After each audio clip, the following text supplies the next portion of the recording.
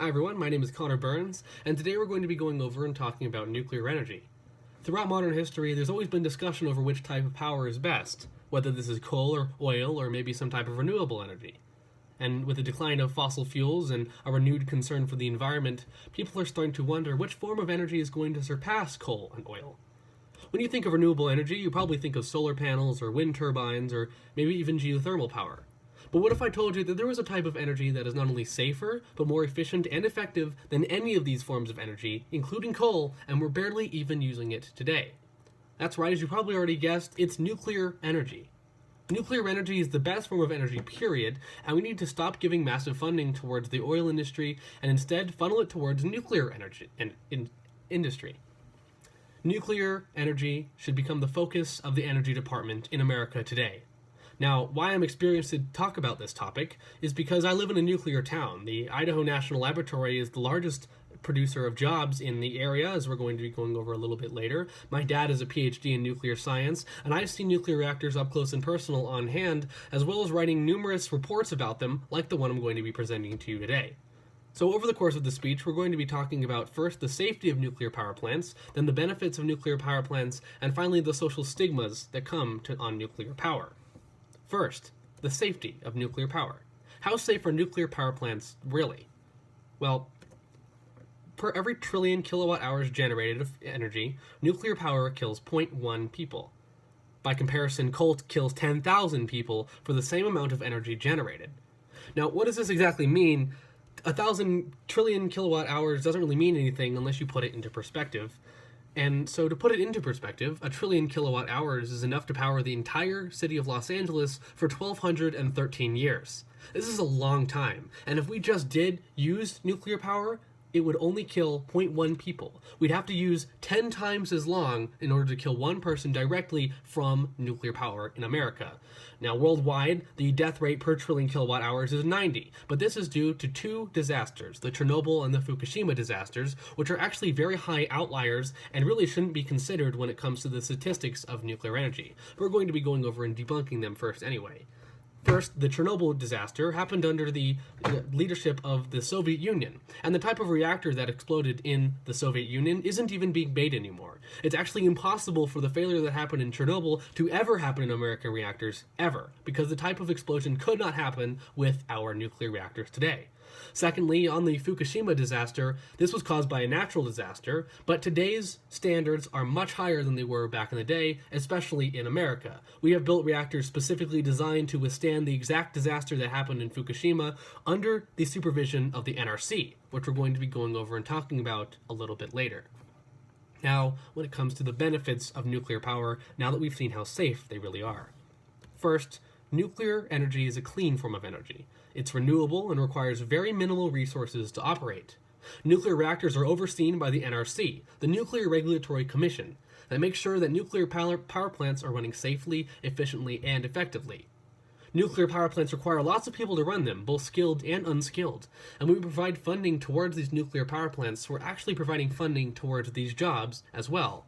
The NEI estimates that for every reactor running, between 500 and 1,000 jobs per site are being generated. But this is just for the nuclear power plant alone, the people running the power plant itself. These plants still require carpenters and plumbers and electricians and general accountants and business people to keep the business up and running. So there is more jobs generated than just those created by a nuclear degree. Take, for example, the INL, the Idaho National Laboratory. Now, the INL has a nuclear power plant out at the site that is not currently being run. But in town, they have a group of buildings called EROB that is actually a large group of buildings that is owned by the Idaho National Laboratory that provides jobs for thousands of people, including my dad. My dad actually works on the power plant outside in the site, but thousands of people work in town as well. Therefore, nuclear energy is actually providing more jobs if we were to continue to fund it than something for, say, coal. Because unlike coal plants, there are no health risks involved when going to work in a nuclear power plant. The NRC regulates the amount of radiation a worker is exposed to, but they actually receive less radiation than a commercial pilot flying for an entire year. The NRC is very careful when it comes to the safety of their employees, and all of the national laboratories in America right now are overseen by the NRC. Neither Japan nor Russia had these types of supervision when the disasters that I mentioned before actually happened. When it comes to coal and oil mines, they are dangerous, they're filled with explosive chemicals, invisibly burning fires, and toxic gas that can be released in an instant. Coal also pollutes the atmosphere and causes thousands of deaths worldwide, not to mention the deaths caused by the poor air quality. Like I mentioned in one of the first slides, even the deaths per trillion kilowatt hour generated by solar and wind is higher than the 90 generated by the Chernobyl and Fukushima incidents worldwide, and especially higher than the zero point 0.1 generated in America. So, the social stigma. With all of these benefits, why hasn't nuclear power taken off? Well, this is really due to social stigma and the pressure that has been pushed by anti-nuclear regulatory industries that are not educated on the benefits of nuclear energy. People hear nuclear energy and their minds immediately jump to disasters that happened years ago under corrupt regimes like the Chernobyl disaster. Celebrities like Al Gore have protested publicly against nuclear power without really knowing the facts on the issue. He was quoted as saying that nuclear power is absurdly expensive and would never be possible in the future.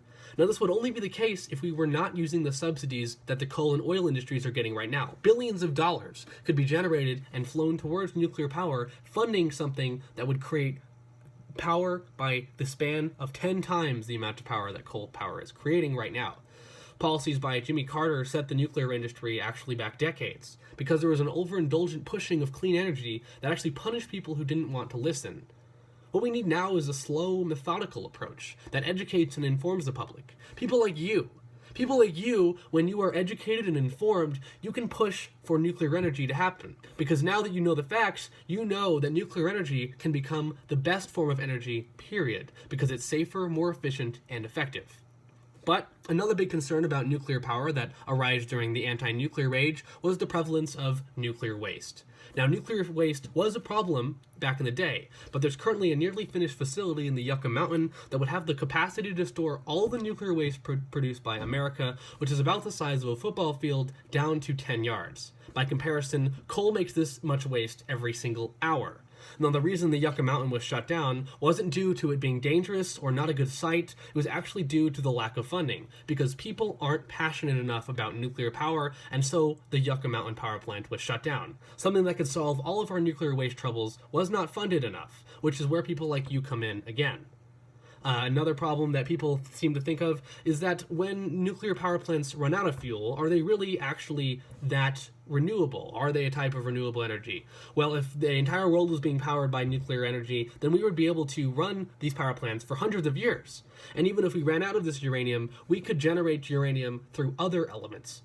This is done in a facility called a breeder reactor, which you can see in this photo here. Unfortunately, breeder reactors are also not being currently built or run due to the lack of funding. There was one in the United Kingdom, but it was shut down because people are afraid of nuclear power, and they don't have any reason to be. Now, you don't have any reason to be. What you can do to change the future of the energy systems today in America is to become educated, become passionate about nuclear power, and think for the future. One day we will run out of fossil fuels, or the CO2 levels in the environment will get high enough to become deadly. And if we don't have a solid infrastructure in place today, and as soon as possible, we will not be prepared when this eventually happens. You can change the future of energy by pushing your congressmen and nuclear industries to fund the future. Fund the jobs of the people that need the jobs in the nuclear industry, unskilled and skilled alike. I hope today you've been enlightened to the numerous benefits of nuclear energy and can see how it's no longer a scary killer like it used to be in the 1950s. Throughout this, we've discussed the safety, benefits, and stigmas surrounding nuclear energy and why the benefits greatly outweigh the harms. Nuclear power is the future, and when people like you take action, we can all have a part in society's success. Thanks.